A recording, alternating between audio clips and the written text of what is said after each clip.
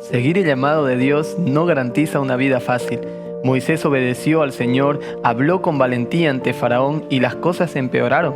El trabajo se hizo más duro, el pueblo se desanimó y Moisés fue acusado incluso por sus propios hermanos.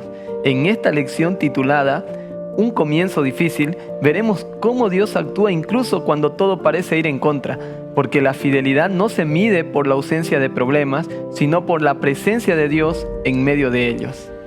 El texto bíblico para la lectura de hoy se encuentra en el libro de Éxodo capítulo 5, versículo 2. Pero el faraón respondió: ¿Quién es Jehová para que yo oiga su voz y deje ir a Israel? Yo no conozco a Jehová, ni tampoco dejaré ir a Israel. Faraón no conocía al Señor, pero pronto lo conocería. ¿Y tú, lo conoces?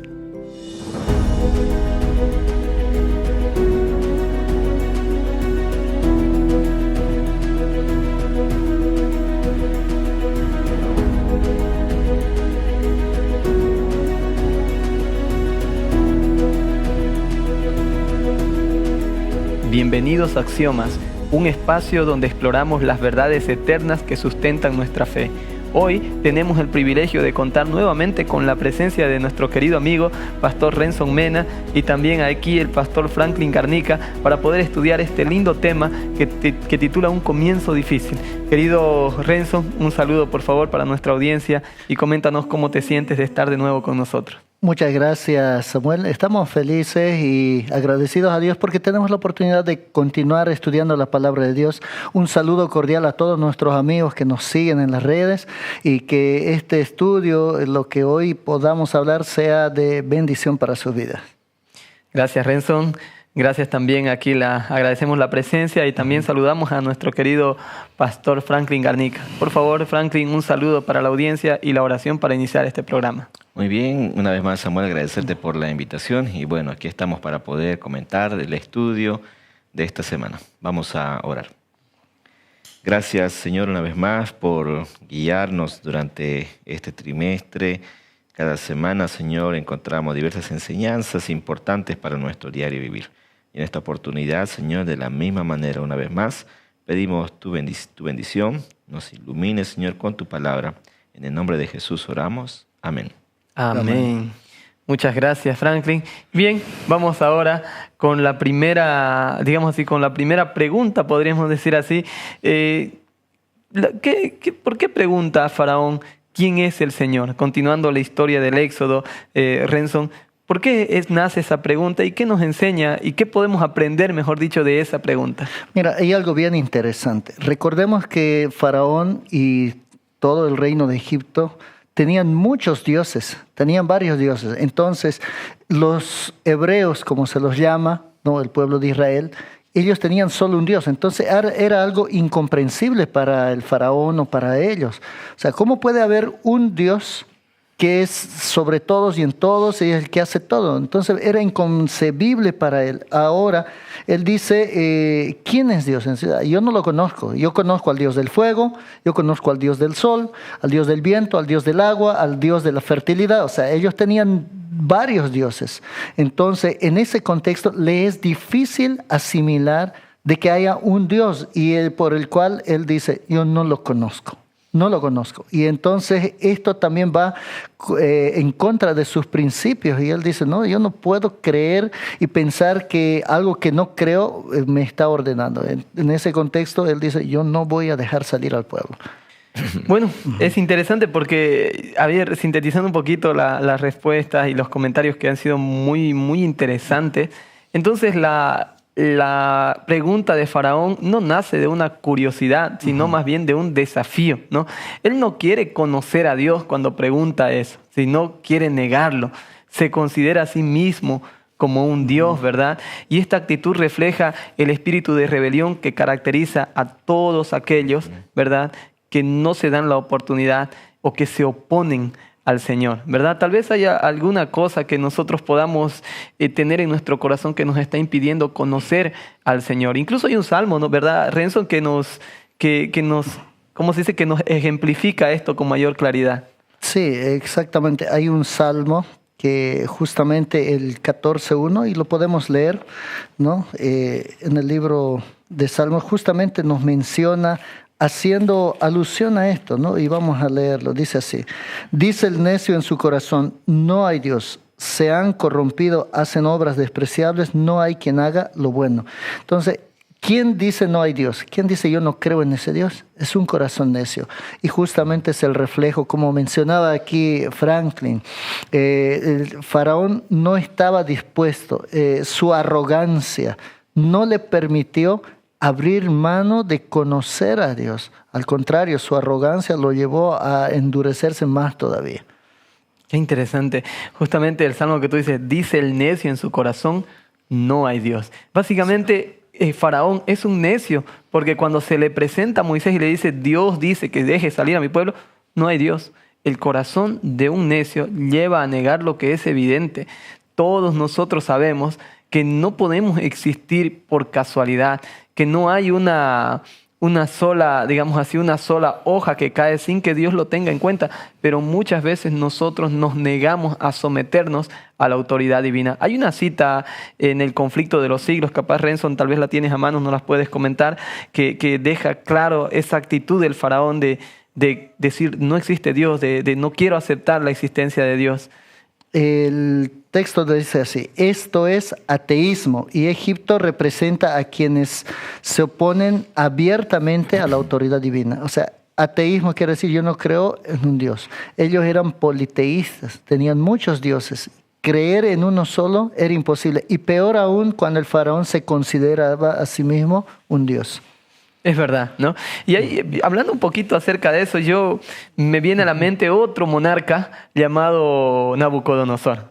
¿Recuerdan en Daniel capítulo 4? Esa historia es fantástica, porque el mismo Nabucodonosor relata el testimonio de su conversión, porque cuando Nabucodonosor llegó a sentirse en el lugar de Dios, entonces se convirtió en bestia. Y solamente cuando reconoció que era bestia, recuperó su humanidad, ¿no? Sí, es algo interesante porque en Daniel 4, justamente cuando Nabucodonosor sale a su azotea, él se engrandece a sí mismo. Esto es obra de mis manos, esto es lo que yo he hecho, dejando a Dios a un lado.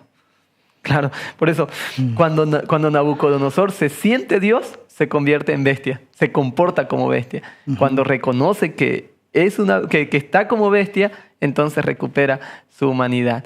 Bien, Franklin, ¿por qué se agravó la situación del pueblo cuando el faraón tiene esta actitud negativa acerca del llamado que Dios le hace para dejar al pueblo?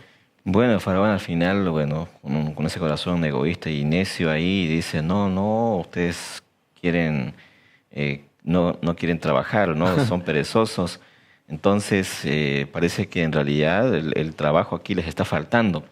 Y la consecuencia, ¿no?, de esa conversación con Moisés hizo que Faraón le diera más trabajo todavía, ¿no?, a los esclavos, ¿no?, al pueblo hebreo.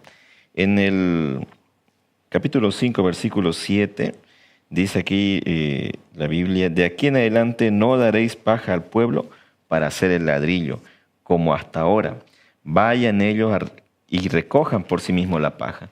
Este texto nos hace notar que los egipcios le daban la paja para poder crear ladrillos concisos y fuertes, ¿no? Pero había un problema, ¿no?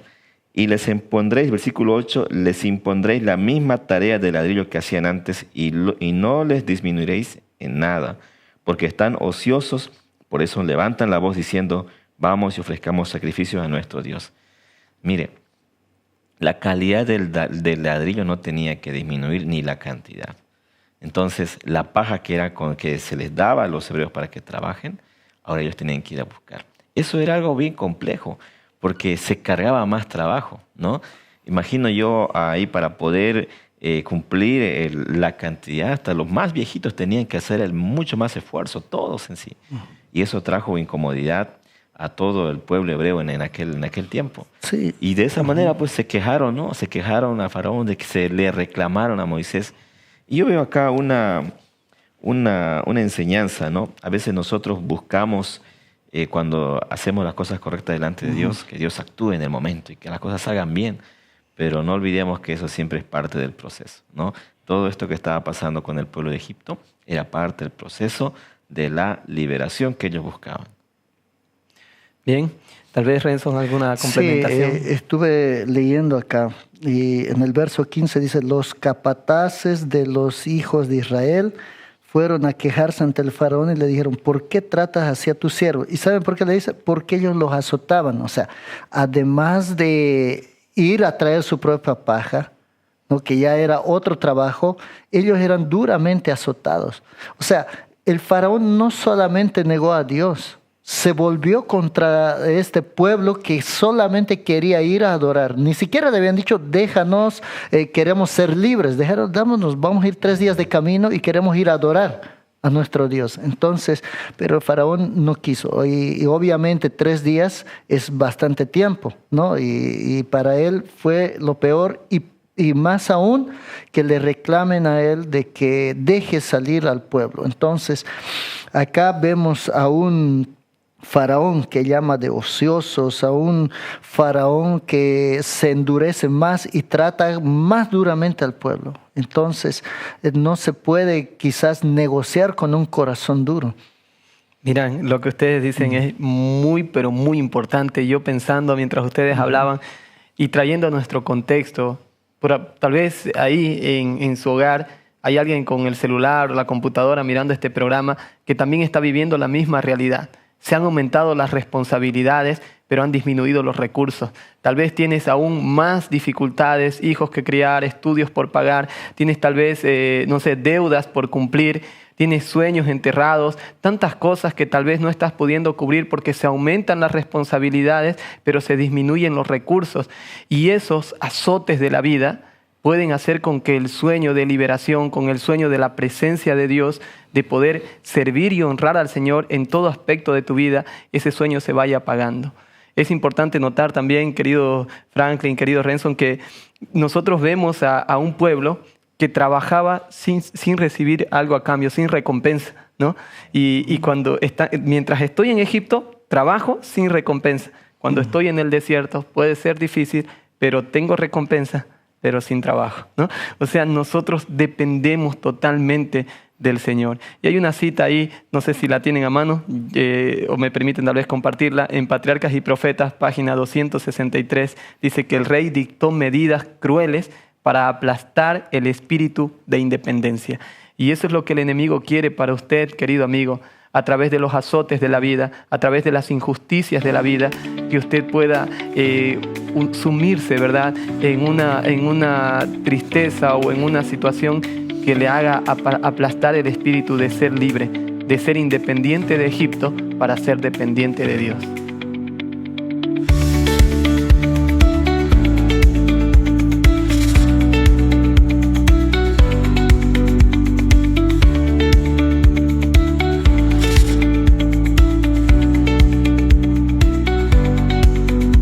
Estamos de retorno para un bloque más de este lindo programa con estas fascinantes lecciones que nos deja la palabra de Dios, pero queremos interactuar también con ustedes, queridos amigos, ahí a través de la red social. Queremos ver en los comentarios y que nos ayuden a responder algunas preguntas que tenemos para poder comunicarnos con ustedes. Y la primera pregunta dice, ¿alguna vez obedeciste a Dios y las cosas se pusieron más difíciles? ¿Y qué te ayudó a seguir creyendo en medio del desánimo? Déjanos saber en los comentarios algunas experiencias que tal vez tuviste y cómo has podido sostener tu fe en medio de ese desánimo, de esa circunstancia complicada. Estamos de retorno para este nuevo bloque y en esta parte reflexionaremos sobre cómo Dios respondió a Moisés en medio del fracaso aparente y qué promesas reafirmó. Entonces yo quiero dirigirme aquí a Franklin. Franklin, ¿qué enseñanza nos deja la respuesta de Dios ante la queja de Moisés, ante la situación que Moisés estaba enfrentando?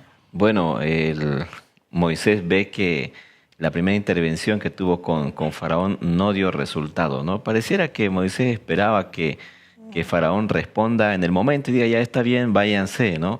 Pero Faraón responde de una manera inadecuada, ahí azotando al pueblo y dándole más trabajo.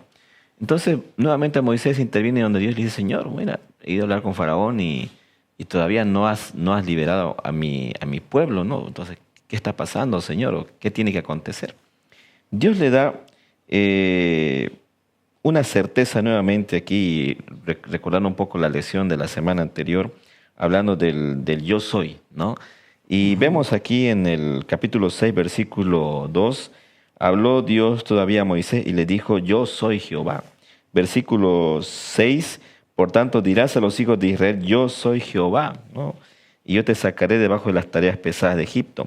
Y el versículo 8, yo os meteré en la tierra por la cual alcé mi mano, jurando que la daría a Abraham, a Isaac y a Jacob, y yo la daré por heredad, yo Jehová, ¿no? O sea, al final vemos aquí que Dios para Moisés está fortaleciendo su identidad. ¿Quién es en realidad Dios? ¿No? Entonces, en otras palabras, vemos aquí a Moisés que parece que una vez más continúa dudando, teniendo inseguridad y desconfiando del poder de Dios. Pareciera así, pero Dios fortalece ese corazón de Moisés y le dice, yo soy quien te voy a librar, no tengas miedo. Dile al pueblo, yo soy Dios y voy a cumplir mi promesa que yo hice en el pasado, ¿no? Con Abraham, con Isaac, con Jacob. Mi promesa va a ser una realidad.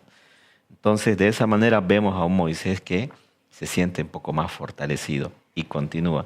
No ha sido fácil, ¿no?, el trabajo de Moisés y no lo va a ser, ¿no? Pero ahí vemos a un Dios acompañando ese proceso. De esta parte quizás me gustaría resaltar algo.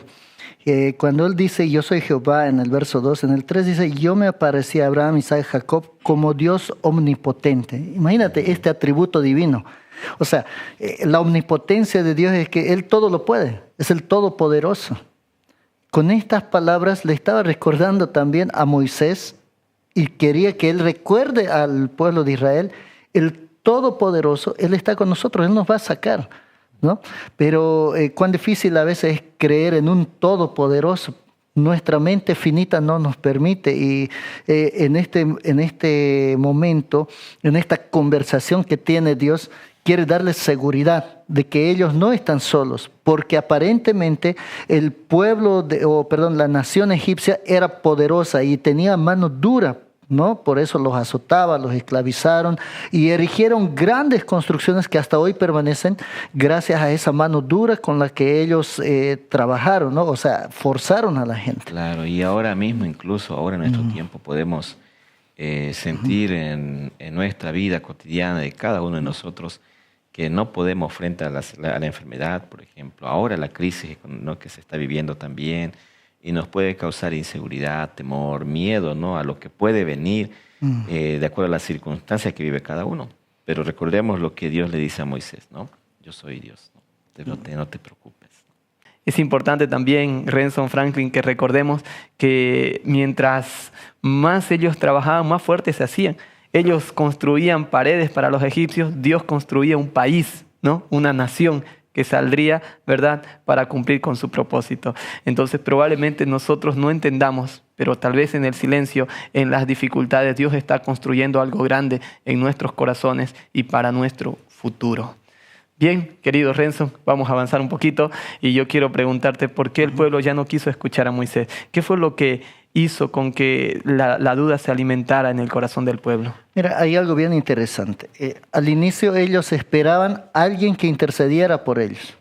No había quién. Y cuando aparece, las cosas empeoran. O sea, ya ellos eran esclavos, ya ellos sufrían. Pero ahora con el pedido de Moisés, de liberar al pueblo, de dejarlos a ir a adorar, el faraón había encendido su ira, les dio trabajo más duro. Entonces las personas estaban demasiado agobiadas, o sea, estaban sufriendo, los habían comenzado a azotar más de lo normal, podríamos decir. Y cuando Moisés ya le habla estas cosas, el Todopoderoso está con nosotros, el Dios que apareció a Abraham, que apareció a Isaac, el Dios de Jacob, o sea, ese Dios Todopoderoso nos va a meter en la tierra prometida. Ellos dijeron, ¿sabes qué? No queremos, lo que nosotros queremos ahorita es paz. Por lo menos antes de que llegues, ya teníamos un estilo de vida tranquilo aparentemente, aunque sin libertad, aunque sin tener a ese Dios, estábamos más tranquilos. Pero ahora que hemos comenzado a creer en que podemos ser libres, a volver a ese Dios, las cosas se han endurecido. Entonces, cuando Moisés les habla de ese Todopoderoso, ellos ya no quieren creer. porque están sufriendo demasiado. Y a veces eso sucede en nuestra vida. Clamamos, oramos de repente por un ser querido para que sane y de repente no sana y hasta fallece. Y entonces el corazón dice, ¿por qué ese Dios no me escuchó? Yo creo que Dios no quiere. O sea, el dolor es tanto que muchas veces el ser humano en su fragilidad deja de creer, deja de confiar. Y es aquí justamente donde encontramos el por qué el pueblo no quiso escuchar, ¿no? Ellos eran seres humanos. A ningún ser humano le gusta sufrir, ningún ser humano quiere sufrir. Pero ahí está Dios el Todopoderoso para decirle, yo te voy a dar libertad, yo te voy a dar paz. Amén. ¿Alguna experiencia cortita que en su ministerio ustedes hayan visto, ya sea en alguien o en ustedes mismos, que parece que haya sido un poco desalentador y que nos quieran compartir ahí para que podamos fijar un poco más esta parte? Quizás sobre lo que yo comentaba, conocí a un hermano en uno de los primeros distritos donde estuve, que estaba comprando algo. Entonces yo me acerco a la hermana iba a la iglesia y me dice, pastor, reprenda a este hermano que ya no va a la iglesia, ¿no? Que él estaba ahí al lado. Y yo lo saludo y en lugar de reprenderlo, lo animo, no le digo, hermano, no, ya no sé la situación, las causas por las que no fuiste a la iglesia, pero regresa, ¿no? Dios siempre está con los brazos abiertos. Y él me dice, yo no creo que Dios me ame. Yo no creo que a Dios yo le importe. Y entonces comenzó a contarme el por qué llegó a esta conclusión. Y es que él era un miembro fiel en la iglesia. Fiel diezmante, ofrendante, fiel en dar sus dones porque él trabajaba, daba estudios bíblicos, era un predicador. O sea, era una persona que si tú lo mirabas en esa época podría decir, nunca va a dejar la fe. Pero ¿qué ocurrió? En el nacimiento de su tercer hijo, se complicó la salud de la esposa. Nació el bebé. Uy. Y él clamaba, oraba, pidió a la iglesia, a los pastores. Él me cuenta lo siguiente, ¿sabe qué, pastor? Yo me fui en las noches, no solo una noche, varias noches, salí fuera de la ciudad, me arrodillé en medio del bosque, clamando a Dios. A medianoche le dije, Señor, escucha, por favor, que no fallezca mi esposa. Tengo niños pequeños y hay un bebé que necesita de su madre. Pero ella no se recuperó. Falleció. Y entonces él se indignó bastante contra el Señor, justamente porque para él su clamor no fue escuchado. Al contrario, llegó lo peor. Él tuvo que criar a su bebé. Imagínate yo la verdad no sé cómo él habrá pasado, pero el dolor fue tanto que él llegó a la conclusión y dijo que Dios no me quiere. Entonces, como que los israelitas llegaron a eso, ¿no? Y por eso no quisieron escuchar, porque a pesar de que ya estaban sufriendo y ahora viene un libertador y a consecuencia de eso se endurece más el trabajo, los azotes. Entonces, quizás en la debilidad del ser humano es natural decir, sabes que ya no quiero sufrir, ¿no? Y rechazar a Dios en esa circunstancia. Es verdad. También en mi experiencia pastoral, más de una persona me ha dicho, pastor, yo quisiera entregarme al Señor, pero tengo miedo. Yo sé que cuando me entregue, el enemigo va a atacarme con pruebas y dificultades, por eso prefiero abstenerme. Qué tristeza que nosotros anhelemos la liberación, pero no estemos dispuestos a pagar el precio. Que prefiramos la esclavitud que pagar el precio de la liberación. Muchas personas quieren cambiar su vida, pero no saben por dónde empezar. La Biblia no solo informa, te transforma. Sus palabras tienen poder para romper cadenas internas, abrir la mente y renovar el corazón. Estudiar la Biblia es comenzar una historia nueva. Comienza la tuya. Estudia la Biblia.